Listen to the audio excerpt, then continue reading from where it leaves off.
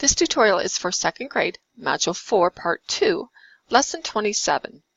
In this lesson, we're going to see how we can subtract across zeros. But to begin with, we're going to review some of our place value understanding. Part 1 says to make each equation true. My first question says I have 100, and it's asking for the number of tens that make up 100. So I can think in terms of how many groups of 10 make 100. Well, 10 groups of 10 make 100.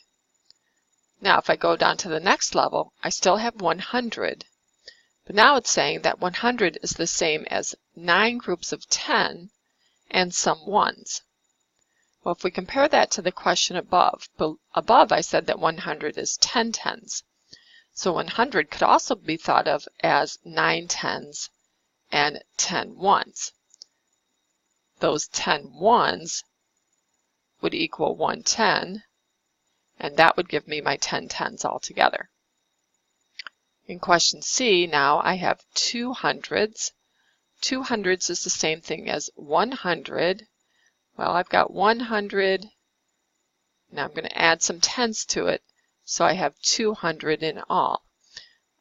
Up in question A, we said that 100 equals 10 tens. So that's what I need here. I need 100 plus 10 tens, which is another 100, and that would give me my 200. And the last question says we have 2 hundreds, and I'm going to start with 100 and 9 tens, which is 90, and it's asking how many ones we need to get to 200. Well, again, I'm going to use 10 ones because that's the same as 110, which would give me the 10 tens again. So I have 100 plus 90, or 9 groups of 10, plus 10 ones, and that would reach 200. And we're going to use those place value ideas as we subtract in the next section. So now let's look at some subtraction. Here I have 200 minus 61. I'll start by showing 200 on the place value chart. 200 is made up of 2 hundreds. I don't have any tens and I don't have any ones. But in the subtraction problem, I need to subtract 1 1 and 6 tens. So we're going to do some regrouping and able to perform that subtraction. I'm going to start by taking one of my hundreds, and I'm going to decompose it into 10 tens. Because as we saw in section 1, 200 is the same thing as 100 and 10 tens. I still don't have any ones yet, so I'm going to take one of my tens and decompose it into 10 ones. And again, we can do that because 200 is the same as 100 plus 9 tens plus 10 ones. Now let's show that regrouping down below. So we had 2 hundreds. We took 1, and that left 100. The 100 that we took, we decomposed into 10 tens. From there, we needed to get some ones. So we took one of those tens, which left 9 tens, and decomposed it into 10 ones. Now we can do our subtraction. So I need to subtract 1 in my ones column, so I'll cross that off. That leaves 9. I need to subtract 6 in my tens column, so I'll cross off 6. That leaves 3.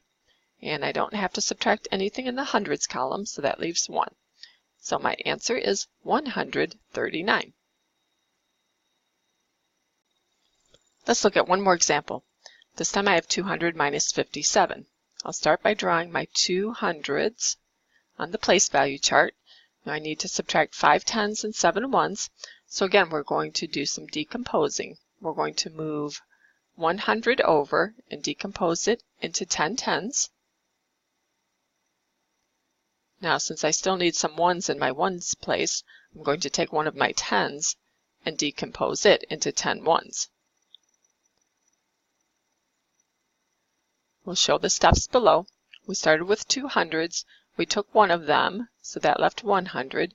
We decomposed that 100 into 10 tens. Now once we did that, we needed some ones. So we took one of our tens that left 9 tens, decomposed it into 10 ones. So now I have 10 ones and I can do my subtraction. I'll start by subtracting 7 ones. So I'll cross off 7. That leaves 3. In my tens place, I'm going to subtract 5. So I'll cross off 5 tens. And that leaves 4. And I'm not going to subtract any hundreds. So that leaves 100. And my final answer is 143.